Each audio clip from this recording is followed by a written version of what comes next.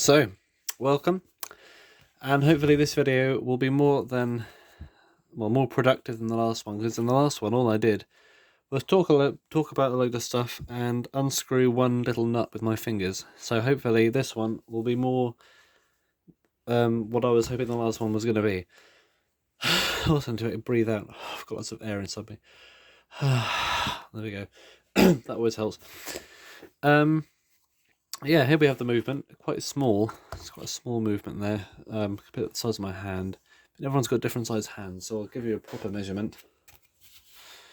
It is I imagine because it's a German design, it'd probably be in centimeters. So it's about 5.5 centimeters in diameter, which is about 2.25 inches. So quite a small movement.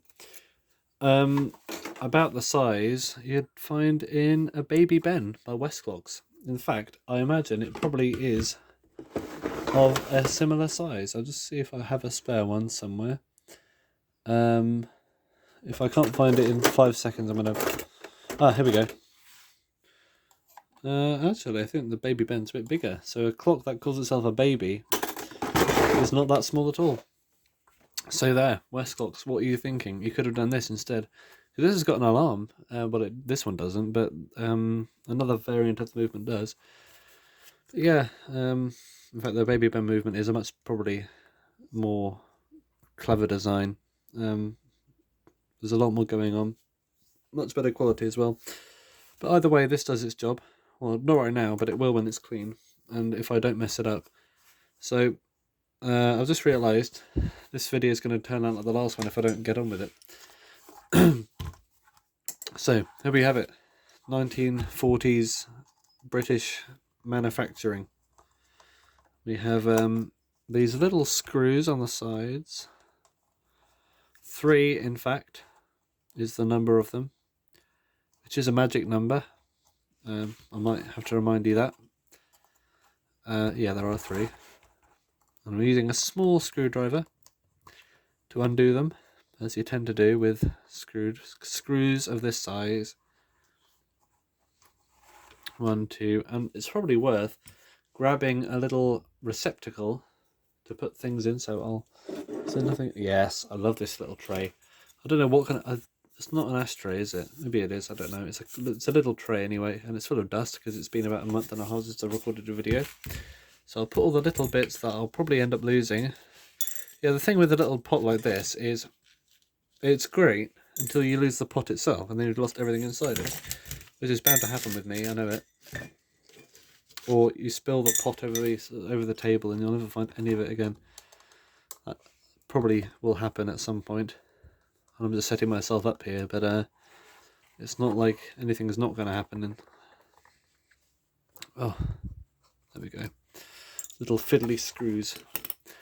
So with those screws off, I can use my nimble fingers and prise off the bezel, which incorporates the holes. That's what held it all together. There's a bit of scum around there, so I don't know what's so funny about the word scum. It isn't funny at all. I shouldn't laugh. I can probably clean that. I think it's actually just dirt rather than tarnish. But yeah, nice nickel plated, whatever that is. Then we have a glass lens, which also needs a clean. Put that over there. And see, we're making progress now. And now we have this, wow, dazzling bezel. Not bezel, it's a face, isn't it? It's a dial. Where is my protector? Somewhere around here I have my very own dial protector, which I use to lever hands off. If I can't find it, I'm afraid I'll have to use something else. Ah, this is actually probably better. This came with a load of pens, very good pens, might I add. But we have here, this is closer to what my friend Greg and fellow horology YouTuber Greg uses on the Gregola Gregola Horology Club, or Horology Channel. I think it's Gregola Horology Club. So yes, check his channel out if you would like some particularly Westclocks and a Canadian perspective on the kind of stuff I do. Anyway, let's use a piece of plastic to protect. Oh, that came off a dream. I don't know. I haven't been doing that before. Many people will probably also wonder why I haven't been doing that before. But here we have a new chapter in things, and we're already making progress. It's been a long time. Now I'm coming back home. So let's put that in there. Quite a nice design of hands. I believe this one will also come off. Let's get our plastiche.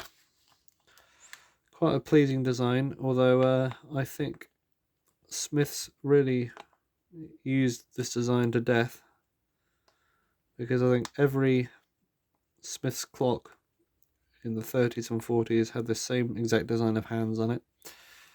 And if you've got a good design, if it ain't broke, don't fix it, I suppose, but it'd be nice to have a bit more variety in the terms of hands. Oh, there we have it.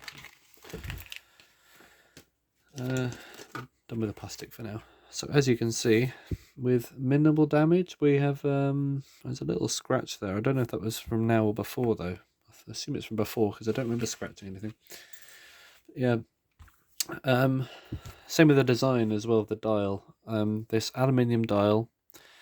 It is aluminium with a sort of brushed finish on some parts, and then we have this printed white or off-white.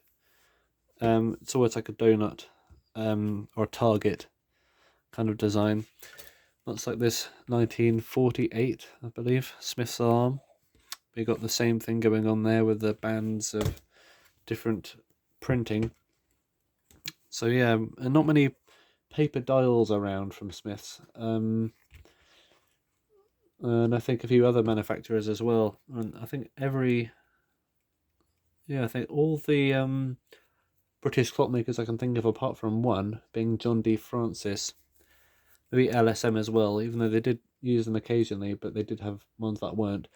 They used these aluminium designs with this very similar style as each other. Not the most imaginative, but I suppose they knew what sold, because that's what sold. Yeah, now we have this dial. We can get this off now by pulling out. Now this is held on here with these pins, taper pins. We have a pin there, quite small. Grab them out with pliers. Put them in our pot, not to lose them. Did that even go in the pot? Yeah. One. Quite tricky to grab them sometimes. I'll get some better pliers. 2.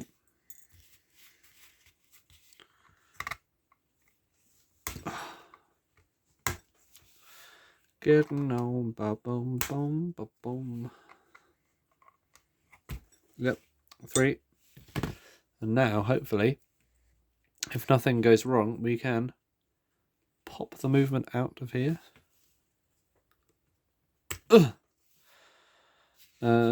Straighten out these things because they're not straight for some reason. They should be straight and vertical, just like that. And now let's just dial off. It's all one piece. You can try and separate it, but it might not look as good when you put it back on, so I'm not going to try. Time for a cough as well. And now we have the front plate of the movement. Now, there are these 2 wheels on here. Oh, what's this as well? There's a B. Okay, I'll get to that in a second. There's a wheel here.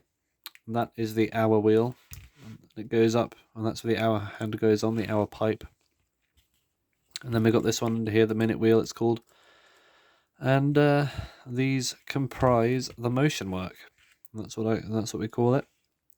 This is what transfers the stuff that goes on in here to telling the time with 2 hands, not just one. It allows you to have 2 hands on the same axis, telling the time. Quite a clever thing. Right, there we go. We have this little clip. We take that off and we find that both wheels will come off. And they're quite dirty, so I'll put this in our... Oh dear. That was the longest a wheel has ever travelled. That went it rolled all the way across the room. Now it's covered in hair. I'll put this in this pot here, and plastic pot here had Quantuck glacé cherries in it at one point, but it's made by the Metal Box Co Limited, and I don't know if you can see that, but this is not a metal box, so quite an amazing thing that is. Now we have this movement, and it's actually running for the first time in probably at least 30 years, I imagine. Maybe 70 years. No, I doubt that. It's probably been running for a good few years. Evident by the amount of wear and tear on it. You see that little pivot is moving. That's because it's worn. I'll probably still run. It's not like I have the facilities to rebush it or anything. But it's now time to take this little pin out here and free up the hairspring, which is a very delicate little thing. Some people will have destroyed countless hairsprings in their life trying to work on clocks, and some people just have a knack and never ruin a hairspring. I know which one of the two I am, but I'm not going to say. So I'll take this out, and we'll find that unscrewing this little balance cup. What was that noise? Unscrewing this little balance cup, and that will allow the hairspring to come out. Make sure you free it from the regulator first, of course. And that can go in the clean box, but I don't want the spring to get rimpled up, so I'll put it over there. And now we let the power down out of the mainspring. So let's get our key, and this is quite a dangerous business, but danger is my business. So I will put the winding key back on. And if you see on the back here, when I try and wind it up, that thing, the ratchet click, wants to do something. So it's fully wound up now, which makes it a bit hard, but I will try and let the spring down carefully. Oh dear. Oh no, the click has fully freed itself. That was unintentional, but luckily a round movement allows you to do something like this and let all the power down without destroying your hands. Yeah, and the click came out completely. Oh well. Well, at least we still let the clock down. Probably let ourselves down as well. Let you down. Oh well. It happens. Take the key off. And now, you see the mainspring is expanded. There's no power in it anymore, hopefully. So we can unscrew the 4 nuts, holding the movement together. Now, if you try and do this before you remove the hairspring and before you let the power down, you may find yourself in a predicament. However, because we did things in the right order, we will have a safe disassembly and hopefully not lose or break any parts in the process. And these are very long threads. Don't be tempted to cut them though, because they hold the back of the clock on. Put those bolt cutters down. I see you. God. Is there a quicker way to do this? Probably not. Maybe there probably is actually, I just don't know what it is. And the people who do know are watching this video going, oh look, he's doing the slow way, why is he doing that? We're not going to tell him what the quick way is because we would just want to see him suffer. Either that or there isn't a quick way. Maybe this is the fastest way to do it. We're nearly there. In times like these, when nothing exciting happens, I'm struggling to things to talk about. Right, hopefully we should have a movement in pieces. There we go. Get all the little delicate bits out, put them in my metal box, like that. And here we have, now you could put a clamp on there before you took it out, but I don't have one that size, and it's not exactly difficult to sort out. So you have to carefully jimmy it out of there. That's taken on quite a set. It's been wound up for probably years and years and years, decades. So it will need some seeing too, which is nothing out of the ordinary. And hopefully we can sort this out as well so it doesn't keep unwinding itself. Yeah, that's fine. Unwind yourself. That's a song. I think we're pretty much there now. So one extra thing I'll do is I'll unscrew the top balance cup as well, just to give myself more access to cleaning. And with that done, put everything in the pot. I will end the video here. So thank you for watching. We have just disassembled. If you watch this video, you've seen a recording of me successfully dismantle an Enfield Type B movement. So thank you for watching.